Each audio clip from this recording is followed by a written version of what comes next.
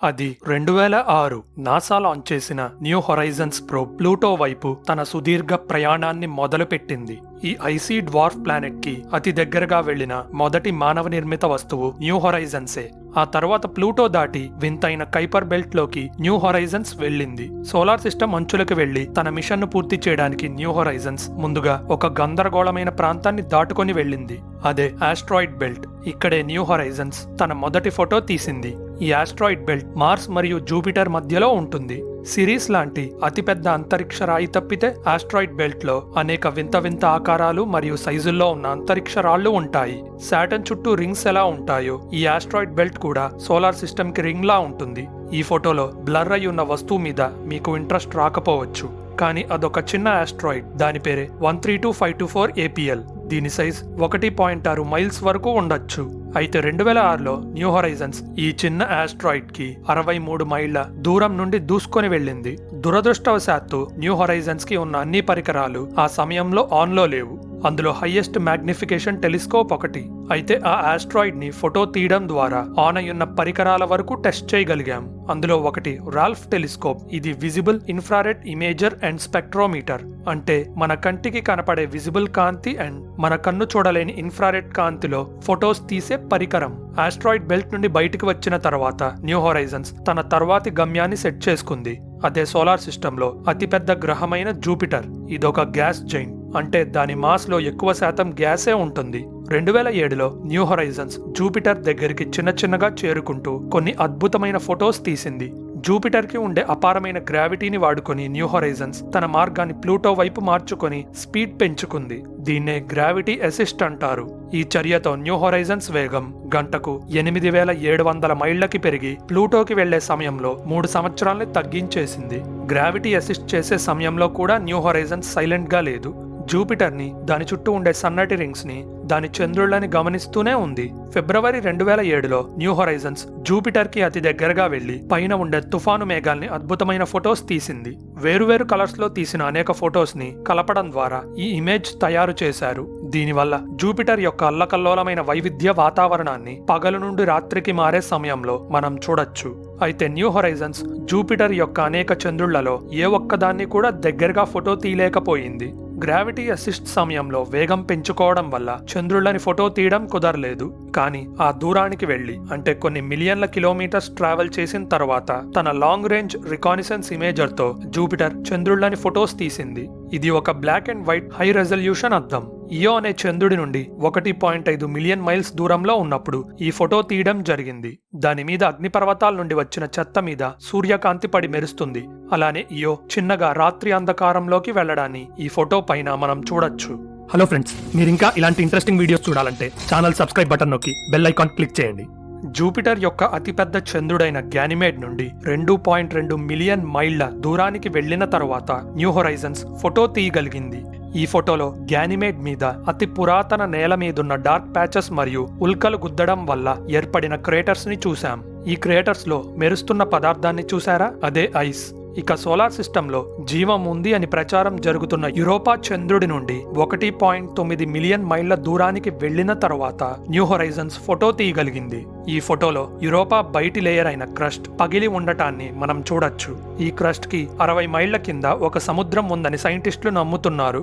ఇక జూపిటర్ కి అతి దూరంగా ఉండే చంద్రుడైన కలిస్టో విషయానికి వద్దాం. 2.6 మిలియన్ మైళ్ల దూరానికి వెళ్తే కానీ కలిస్టోని ఫోటో తీయగలిగాం. గుంతలతో ఉన్న దీని సర్ఫేస్ ని చూసి సైంటిస్టులు షాక్ అయ్యారు. ఇక్కడితో న్యూ హొరైజన్స్ చూసిన జూపిటర్ కి సంబంధించిన మ్యాటర్ ముగిసింది. ఇక న్యూ హొరైజన్స్ తర్వాతి గమ్యం ఐసీ డ్వార్ఫ్ ప్లానెట్ అయిన ప్లూటో. ఇది భూమి నుండి దాదాపు 3 బిలియన్ మైళ్ల దూరంలో ఉంది. పవర్ ని సేవ్ చేయడానికి జూన్ 2007లో న్యూ హొరైజన్స్ ని హైబర్నేషన్ మోడ్ లో పెట్టారు. ప్లూటోకి వెళ్లేంత వరకు సంవత్సరానికి 2 నెలలు మాత్రమే నిద్రలేపి సిస్టమ్స్ చెక్ చేసేవారు. ఆ తర్వాత 7.5 సంవత్సరాలు ప్రయాణించిన న్యూ హొరైజన్స్ డిసెంబర్ 2014న చివరికి ప్లూటో చేరుకుంది. ఇక నిద్రపోయింది చాలు అని న్యూ హొరైజన్స్ ని నిద్రలేపారు. ప్లూటోకి దగ్గరికి వచ్చే సమయంలో అది కొన్ని అద్భుతమైన ఫొటోస్ తీసింది. దగ్గరికి వచ్చే కొద్దీ వాటి క్వాలిటీ పెరుగుతూ వచ్చింది. దీంతో ప్లూటో దాచిపెట్టిన అనేక వింత లక్షణాల్ని మనం చూడగలిగాం. రిఫైన్ చేసిన ఈ ultra high resolution true colour image ద్వారా ప్లూటోని దగ్గరికి వెళ్లి మనిషి కంటితో చూస్తే ఎలా ఉంటుందో అలా చూడగలిగాం. ఈ ఫోటో జూలై 2015లో న్యూ హొరైజన్స్ ప్లూటో నుండి 22,000 మైళ్ల దూరంలో ఉండగా తీయడం జరిగింది. ఇక్కడ డ్వార్ఫ్ ప్లానెట్ యొక్క కాంతివంతమైన ఐస్ నేల మీద లోయలు, కొండలు చూడొచ్చు. దీంతో పాటే ప్లూటోకి ఉండే అత్యంత ప్రసిద్ధి చెందిన హార్ట్ షేప్ ని కూడా చూడొచ్చు.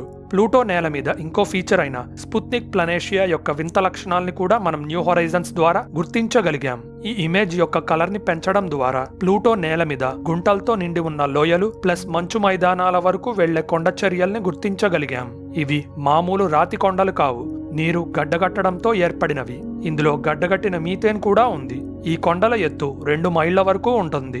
ఈ ఐస్ మైదానాలు గడ్డగట్టిన నైట్రోజన్తో తయారయ్యి ఉంటాయి, ప్లస్ ప్లూటో యొక్క హార్ట్ షేప్ లో ఒక భాగం. ఇక ప్లూటో వింత చంద్రుళ్ల దగ్గరికి వెళ్దాం. అందులో షెరాన్ చాలా ఇంపార్టెంట్. వచ్చిన డేటా నుండి తయారు చేసిన ఈ ట్రూ కలర్ ఇమేజ్ ద్వారా షెరాన్ ని 47,000 మైళ్ల దగ్గర నుండి మన కళ్ళతో చూస్తే ఎలా ఉంటుందో మీరు అర్థం చేసుకోవచ్చు. షెరాన్ యొక్క నార్త్ పోల్ ప్రాంతం మీద అంటే తలపైన ఒక డార్క్ రెడ్డిష్ బ్రౌన్ మార్క్ ని చూడొచ్చు. ఇవి ఆ చంద్రుడి నేల మీద ఏర్పడిన పెద్ద పెద్ద శిఖరాలు. ఈ బ్లర్ గా ఉన్న ఇమేజెస్ లో ఉన్న ప్లూటో చిన్న చంద్రుళ్లైన స్టిక్స్, నిక్స్, కెర్బరోస్ మరియు హైడ్రాని న్యూ హొరైజన్స్ యొక్క లాంగ్ రేంజ్ రికానిసెన్స్ ఇమేజర్ ఫొటోస్ తీసింది. సరిగ్గా కనపడకపోయినా కానీ వాటి సాగి ఉన్న షేప్స్ ని మనం చూడొచ్చు. ఇవి కైపర్ బెల్ట్ నుండి వచ్చి ప్లూటో గ్రావిటీలో చిక్కుకొని ఉండొచ్చు.